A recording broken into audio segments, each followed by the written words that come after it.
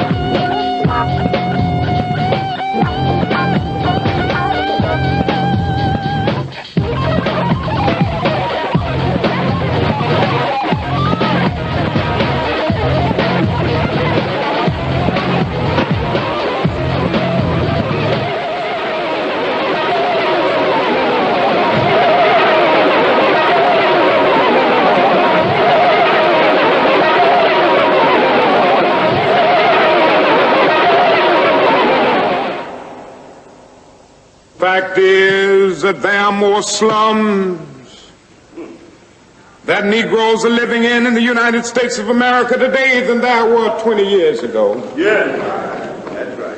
Fact is that the Negro is more hovered up in ghettos today, more segregated in housing today than 20 years ago. Yeah. The fact is that schools, particularly in the North, are more segregated today than they were in 1954 when the Supreme Court rendered its decision outlawing segregation. These are the hard facts. I'm not trying to solve these problems. We've got to rise up. We've got to organize. We've got to mobilize.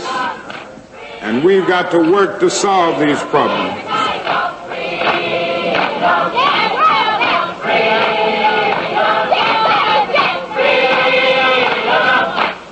Well, it was a very controlled exercise.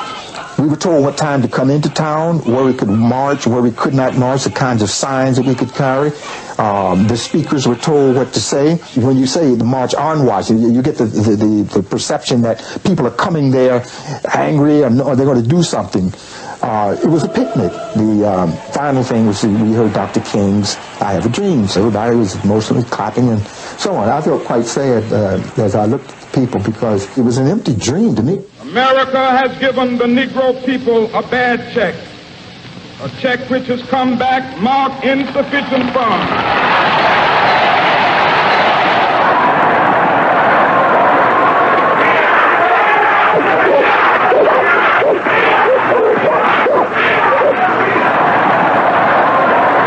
The idea whose time has come today. I had responsibility for protecting his life on the march from Selma to Montgomery, and I spent 5 or 6 absolutely sleepless nights down there. I'd drive back and forth from Selma to Montgomery, and I'd look at every tree and around every corner and wonder, and up on the roof and wherever. any sniper could be, because I could feel the hatred drawn toward that place that wanted to kill him. And we had identified about 1,200 people who had histories of personal racial violence. I mean, they had tried to kill, they had assaulted, or they had murdered people on account of race. As far as I know, all whites killing blacks. And here they were coming. They were drawn like a magnet towards Selma to Montgomery. And the man walked in the valley of the shadow of death for years. And he feared no evil. There were a lot of lynchings and things that were going on that you never heard about because the news never left the South. And the federal government had taken a larger position of standing by and observing what was going on. The FBI was not doing anything to protect the rights of the people who were peacefully demonstrating. When you say power structure, I know you mean the white power structure, because that's all we have in America. And the white power structure today is just as much interested in perpetuating slavery as the white power structure was 100 years ago. Only now they use modern methods of doing so. Blacks being beaten with baseball bats and the fire hoses, and the dogs being sicked on blacks, marchers and protesters and people who were trying to vote.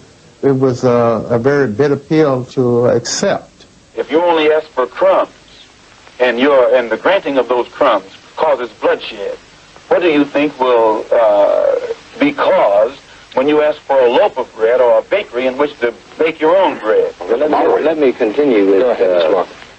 There had been a very intense struggle around the question of denying black people the right to vote and access to public accommodations. And the South had been the focus of much of that struggle because that's where the contradictions were most blatant. As long as the masses of black people are involved in the struggle for freedom, not integration, but freedom and respect as human beings, respect as men, and show that they're willing to die to be respected as men, then the power structure sits up and takes notice. Dr. King's a man of unparalleled nonviolence among public figures in American history. He studied nonviolence, and he studied Gandhi, and he studied Tolstoy, he studied Thoreau, and he absorbed their vision, and he came to understand that it was the only way that we'll avoid destroying ourselves. He could look at Hiroshima, and he could look at our massive arms expenditures and how it starved people and blew their bodies apart and all the misery of it. He could look at soaring crime rates, and he knew we couldn't go on like this, and he pleaded with us.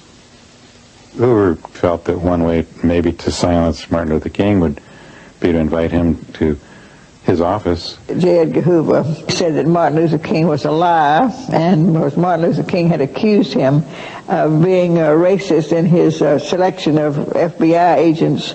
So Martin Luther King said, I will go to Washington and I will have it out with him. I will certainly make him take that back and apologize to me. And then he did come to see J. Edgar Hoover. And they went down the hall and walked in an office together to talk. Finally, I inquired, and they said Martin Luther King had gone out of the door on the other side and had left. Something influenced Martin Luther King, because I understand that at the end of the conference he told the press that I think something to the effect that Hoover was a great man. J. Edgar Hoover, who was believed to have had a number of tapes of Martin Luther King experiences with women, and that Martin Luther King was horrified, and that Hoover had accomplished his aim of shutting up Martin Luther King for the time being. Martin Luther King, poor boy, is under the influence of the foxes. I should say under the control of the foxes, and has been used by the foxes to lead the poor sheep right to the slaughter. Malcolm was not afraid to speak the truth, and this was an eye-awakening to people in general. I think even some of the whites started to see some things they could not see before. There are many whites who are trying to solve the problem, but you never see them going under the label of liberals. That white person that you see calling himself a liberal is the most dangerous thing in the entire Western Hemisphere. He's the most deceitful. He's like a fox.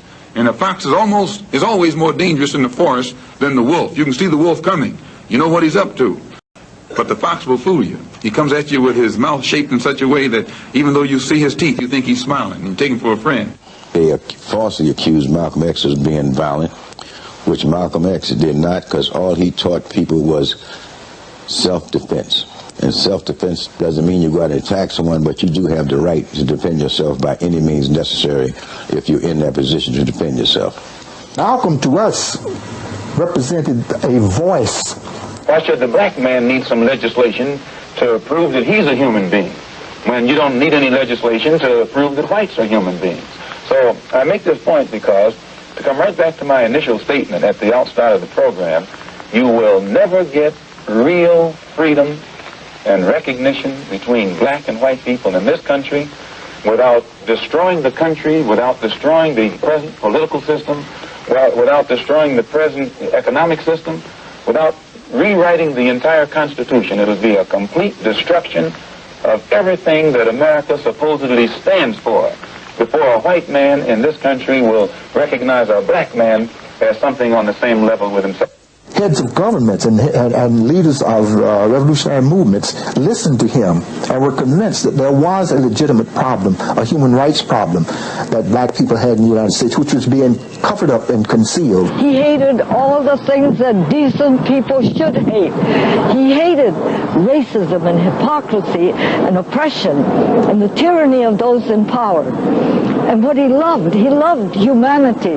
But of course, the humanity in this country, because of the racism, was not the kind of humanity that anyone could love.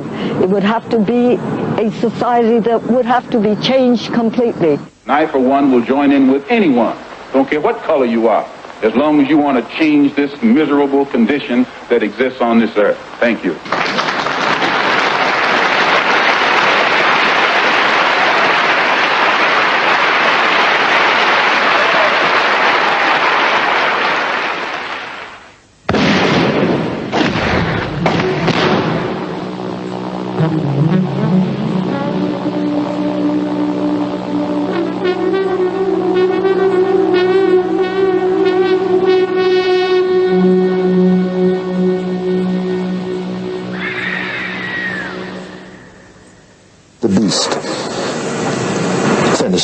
Malcolm. They had to get rid of him. After Malcolm was assassinated, I was at the Audubon Ballroom the day that it happened. It was a terrible thing to witness. And there are a lot of things that happened there that day that I don't understand, and a lot of questions that have not yet been answered. People are still trying to puzzle out or piece together what really happened and who was really responsible in terms of the actual participants. We know that the United States government planned it, did all of the plotting, and used the Nation of Islam and some of Malcolm's own people to bring him down. I found out later on, after research, that Gene Robbins was on the stage when Malcolm X got assassinated. He was a gold badge carrying detective. If you define what a bodyguard is, it's distinctly just that. You guard somebody's body with your body, and that makes you a bodyguard. So now how come any of what's there is beyond me to jump in front of the bullets? They ain't supposed to be off the stage, down the stage, around the corner. Those are not bodyguards. The CIA is completely very powerful in this country. Nobody knows how powerful.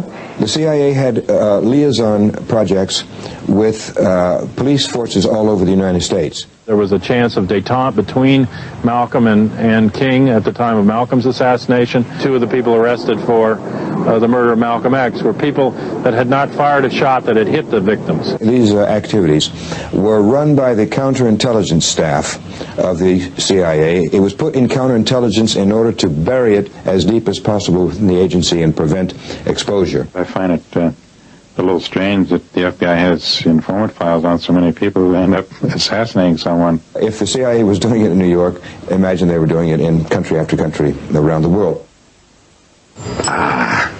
Well, if they had not killed Malcolm X, probably the Black Panther Party would not have evolved. I found these Declaration of Independence piece, that first two paragraphs that said, when in the course of human events it becomes necessary for any one people to dissolve the political bondage which have connected them with another, when a long train of abuses and usurpations pursues and invariably evinces a design to reduce a people under absolute despotism.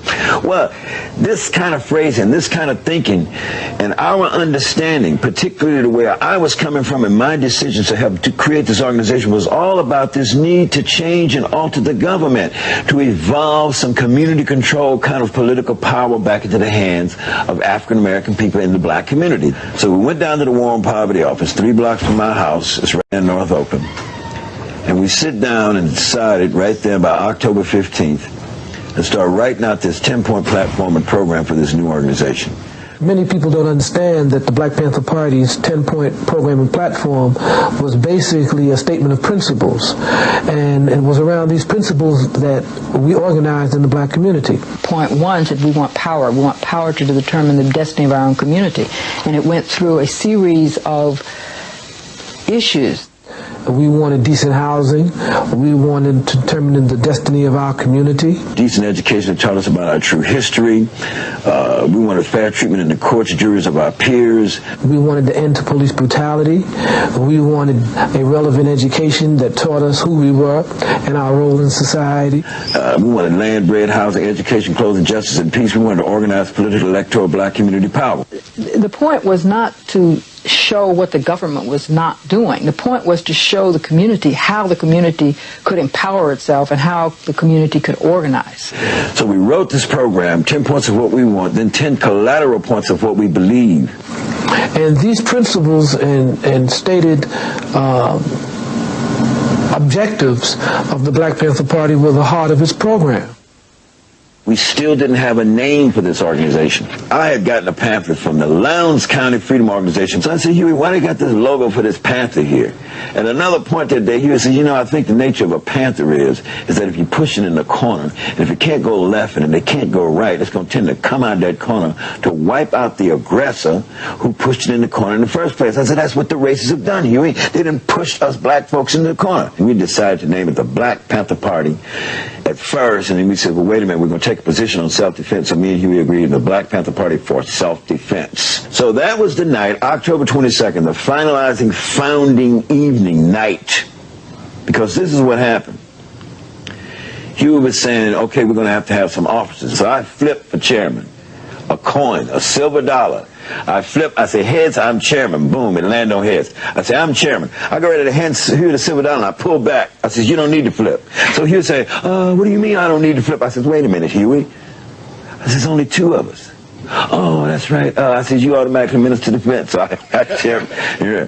Huey and Bobby said we want an immediate end to police brutality and the murder of black people. That was rampant in the Bay Area, all over the country. It's always been a society of working class whites pitted against blacks. They had nothing else they could do but be police and try to come out of their Oklahoma Dust Bowl, I'm gonna kick your ass nigger kind of attitude.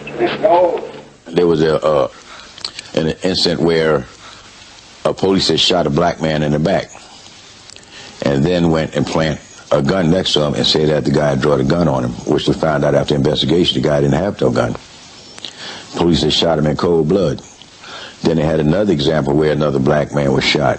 But every young black man that was being shot during that time, the police never got indicted for murder or nothing. If anything, they got a promotion.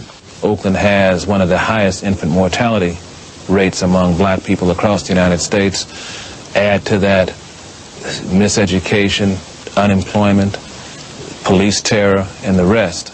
This all helped give rise to the Panther Party in that particular place at that time. The real first patrol was down on 7th Street in West Oakland, California. We had 11 or 12 brothers that night. Huey, Bobby, little Bobby Hutton, the Forte brothers, Sherman, who was also a part of that first cadre, and Albert Bitman Howard. I'm telling Huey on the walkie-talkie because I'm riding in the lead car. Huey, we got a policeman down here. It's a lot of people down here in the corner. Let's get out here, man, because he's arresting somebody. We pull over. We park legally. We're 100 and some feet away. We all pile out the cars. We're a well-organized group, and we're observing the police under the law, and we're not going to take any crap from them if they do try something. But we want to recruit the people. We're trying to capture the imagination of the people in the community to let them know. I think somebody I remember saying, what they got, sticks? Because, you know, it's dark, and people don't expect to see people with guns, black folks, right? And it's nighttime, like. And somebody said, man, no, there's some goddamn guns.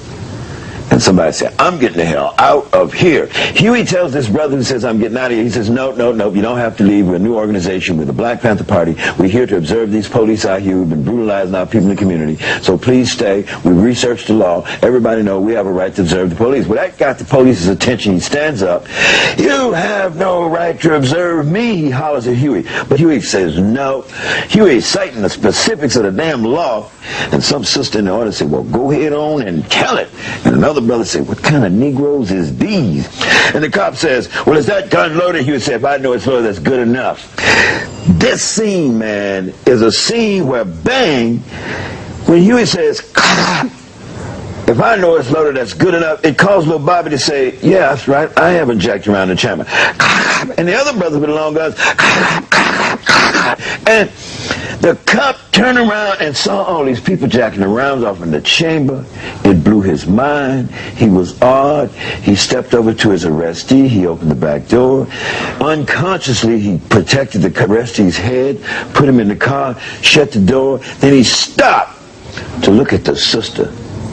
And he was shocked because the sister had the earrings on. That well, female was even there with a big old 44 strapped down, something like Clint Eastwood or something. Well, what are we doing? We passing out the 10-point platform program.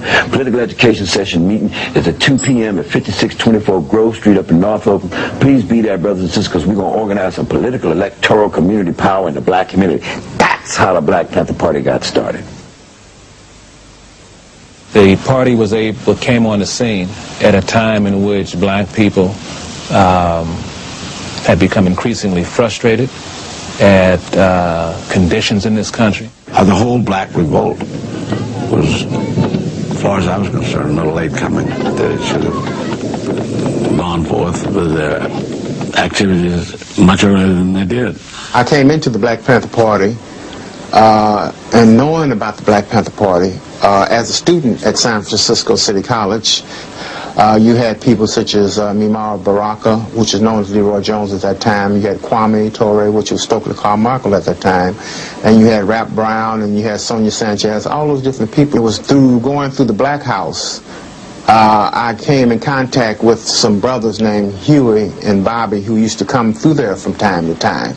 May 2nd, 1967, when I led a delegation to the California State Legislature, 24 males and 6 females. Ronald Reagan was on the lawn. All the little kids he was speaking to out there on the front lawn left. These are little white kids, you know, 8, 9, 10, 11 years old. They came over. They thought we was a gun club. You need 30-odd 6, some of the little kids were saying. But the press followed them, too. Therefore, I read Executive Mandate No. 1, written by myself, Huey Newton, and Eldridge Cleveland.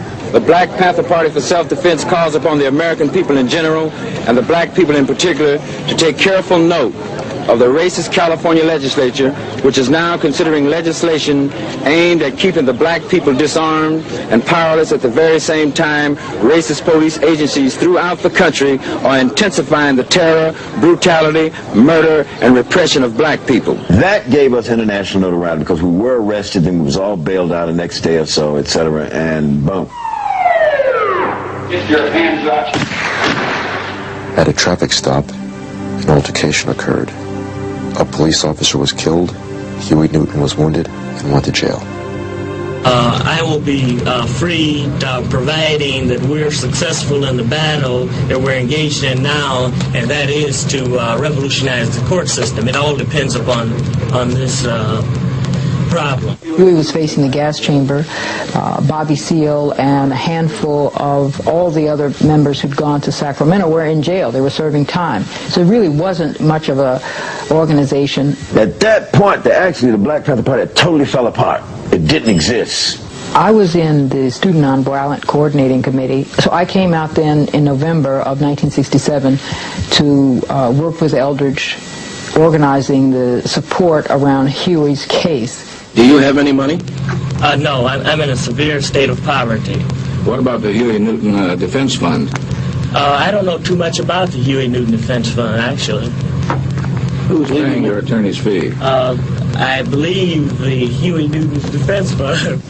I come out of jail. Eldridge Cleaver is back because Huey has been shot. He has put out one issue that says, "Free Huey."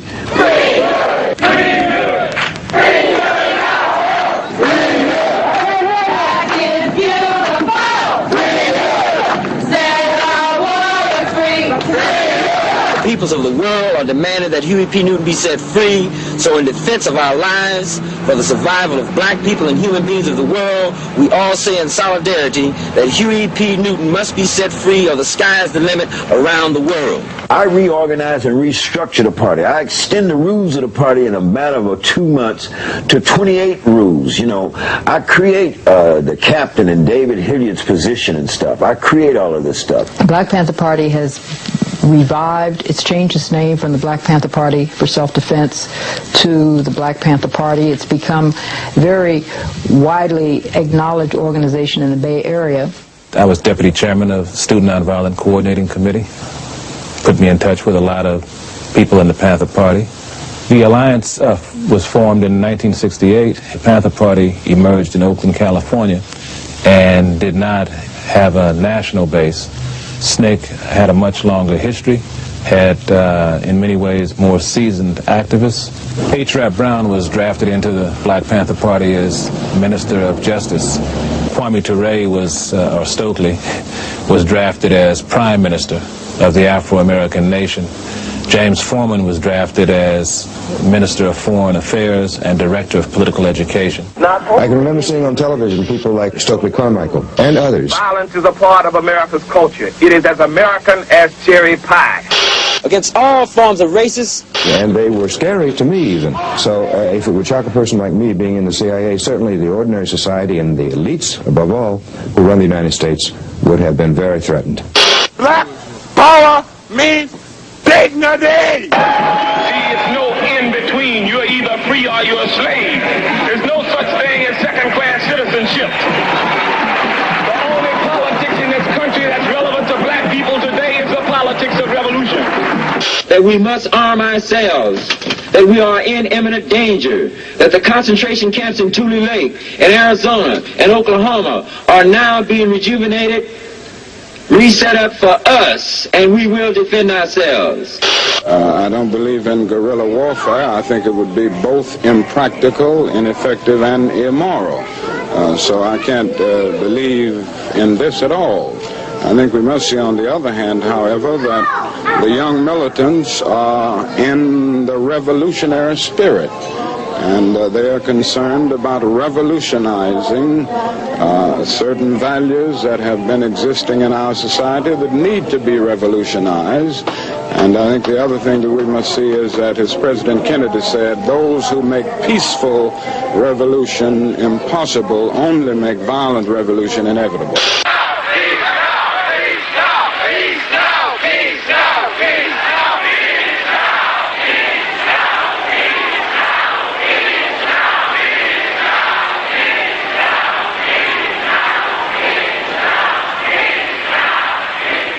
Because when we start saying the war is wrong in Vietnam, well, people looked at us like we were something out of space. But when they talked about the other day of the Gallup poll being 58% of the people against the war in Vietnam, then we see if you're right, you have to stand on that principle, and if it's necessary to die on the principle, because I am sick of the racist war in Vietnam when we don't have justice in the United States.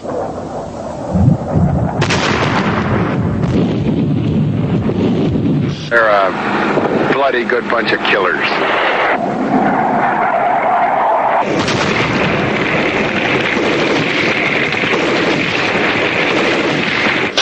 We're going to commit troops to the Vietnamese people, the National Liberation Front, to fight the cowardly American aggressor. And the Black Panther Party. That's right.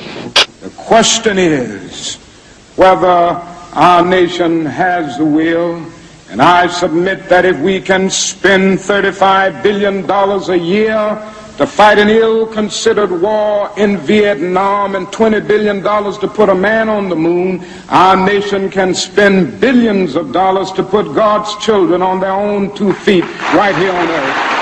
I'm going to make this known at the Paris peace talks so that it can be accepted or rejected by the Vietnamese people, but in the spirit of internationalism and the spirit of international solidarity.